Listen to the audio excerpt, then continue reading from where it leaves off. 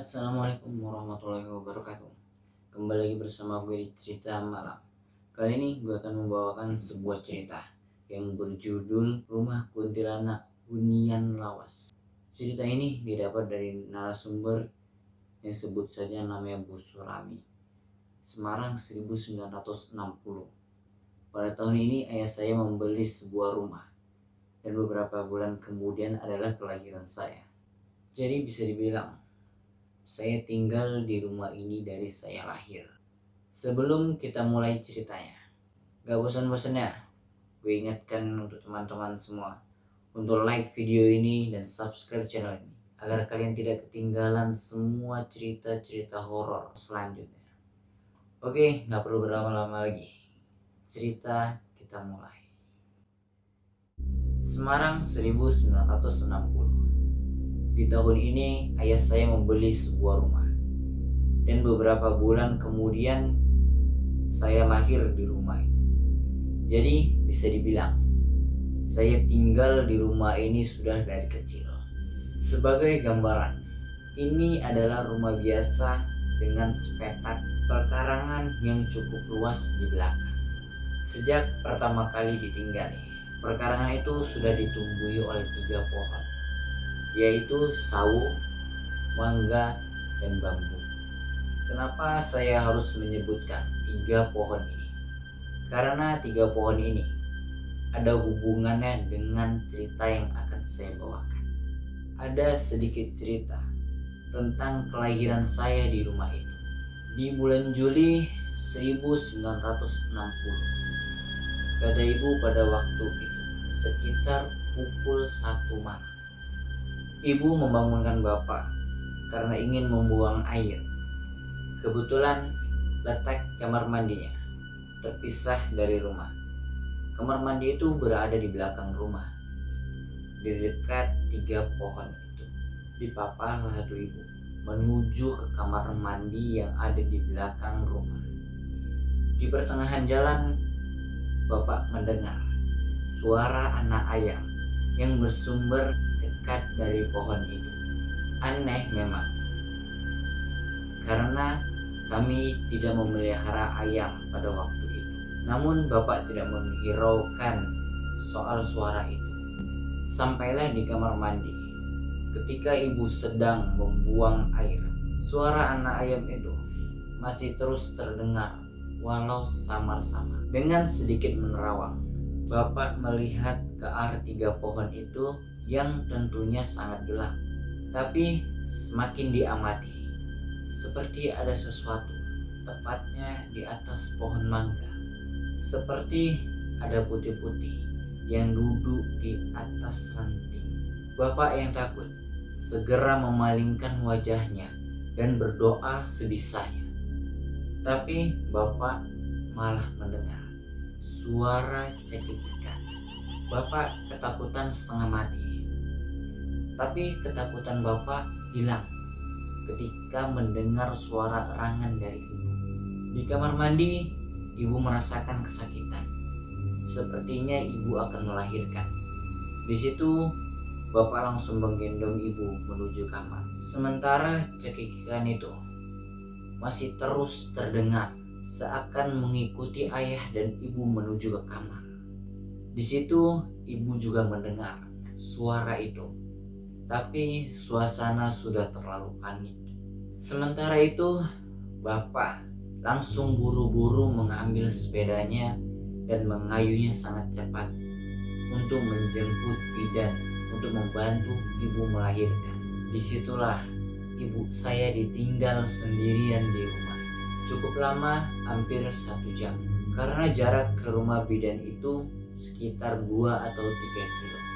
Disinilah terjadi pengalaman yang tidak akan pernah ibu saya lupakan. Di tengah ibu saya sedang menahan sakit, di balik jendela kamar terdengar suara cekikikan dan terdengar juga suara ketuk-ketukan. Ibu saya yang ketakutan hanya bisa rebahan dan berdoa sembari memegang tasbih. Tapi suara itu semakin menjadi-jadi, seperti mengejek. Ibu melihat ke arah jam. yang kira-kira waktu itu menunjukkan pukul 2 malam. Tapi suara itu masih terus ada. Semakin lama mulai timbul rasa marah pada diri ibu. Dengan sekuat tenaga, ibu melempar tasbih itu sambil berkata, "Kalau berani, keluar kamu." Sejenak suara itu hilang. Suasana pada malam itu hening. Tapi tiba-tiba terdengar suara wanita dari balik jendela. Suaranya agak serak. Dan suara itu berkata, "Aku tidak takut." Diiringi suara cekikikan. Dan gangguan itu pun perlahan menghilang. Saat kemudian, Bapak datang bersama Ibu Bidan. Saya pun lahir keesokan harinya, kira-kira pukul 7 pagi. Cerita ini tidak berhenti sampai di sini. Masih ada cerita seram pasca saya dilahirkan yang dialami oleh kedua orang tua saya. Beberapa hari setelah saya dilahirkan, para tetangga pun datang untuk menjenguk saya. Mereka cukup ramah dengan kami yang tergolong warga baru, seperti menyambut senang kelahiran saya. Karena ternyata hanya saya, bayi yang berhasil dilahirkan di rumah itu. Jadi singkatnya, kata para tetangga sekitar, rumah ini terdapat semacam sebuah kutukan, di mana tidak akan ada bayi yang selamat yang tinggal di rumah itu. Katanya rumah ini sempat 5 atau 6 kali berganti pemilik, dan semua pemiliknya tidak berhasil memiliki anak. Ada saja sebabnya. Kalau tidak keguguran, dia meninggal setelah kelahiran. Konon katanya, hal itu disebabkan oleh kuntilanak yang berada di rumah itu. Tentu dengan kelahiran saya mematahkan semua cerita-cerita itu. Saya lahir dengan sehat di rumah ini.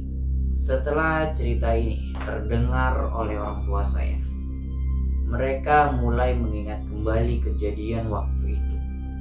Tentu saja mereka sangat khawatir, tetapi mereka mencoba untuk memendam dalam-dalam kejadian itu.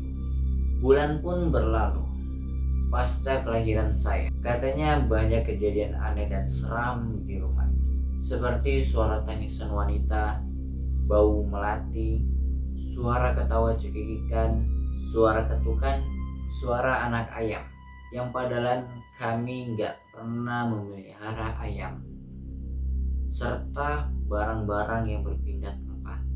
Walau kejadian itu tidak setiap hari, tentu kejadian itu sangat mengganggu kami. Ibu pada waktu itu sempat memanggil seorang kiai untuk mengusir penunggu itu. Tapi nyatanya gangguan itu masih terjadi pada kami. Pernah di suatu malam, kata ibu, saya terbangun dan menangis sangat kencang.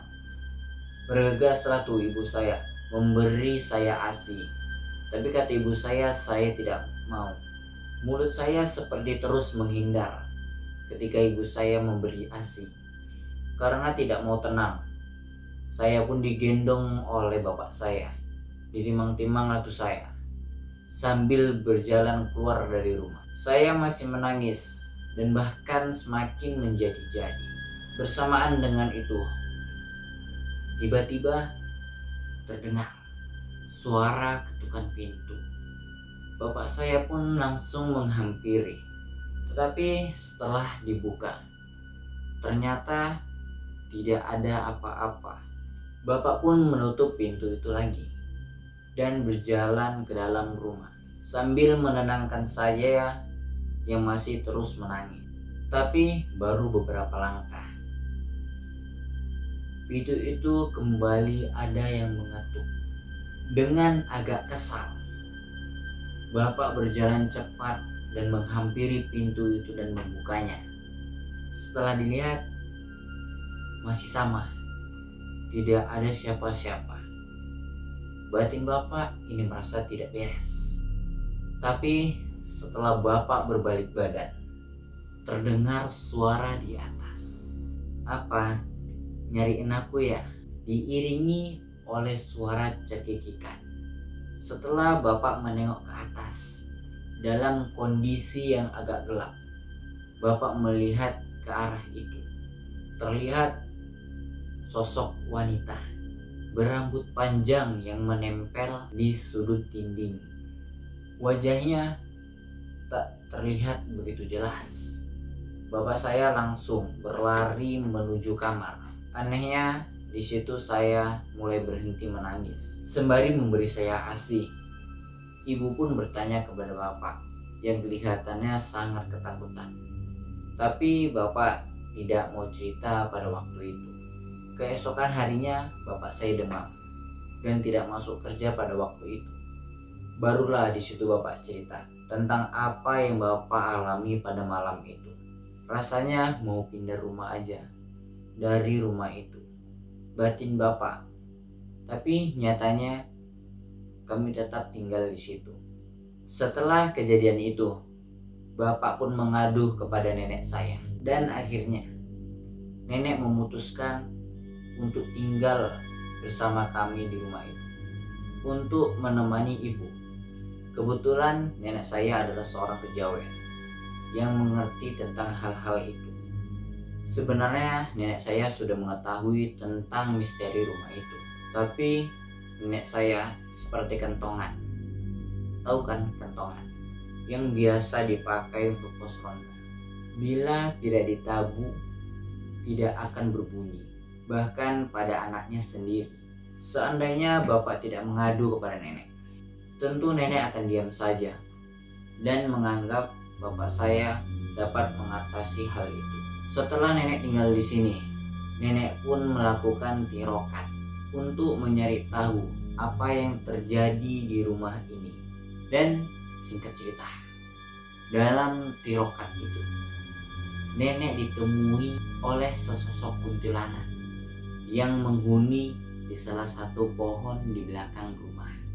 Kata nenek, memang kuntilanak, tapi tidak biasa. Sosoknya tinggi besar dan yang membuat orang tua saya khawatir. Kuntilanak itu menginginkan saya. Begini kata nenek, sosok itu berkata, "Cucumu aku rawat ya." Tentu saja nenek tidak mau dan balik memarahi sosok itu. Walau dia meminta dengan cara sopan, kata nenek. Kata nenek, "Tidak bisa, langkahi dulu mayat saya." Tapi sepertinya sosok itu takut dan menghilang. Sejak adanya nenek, gangguan kuntilanak itu pun perlahan menghilang. Paling cuma suara ayam yang menjelaskan bahwa dia masih ada. Itu juga sangat jarang terjadi, kata orang tua saya.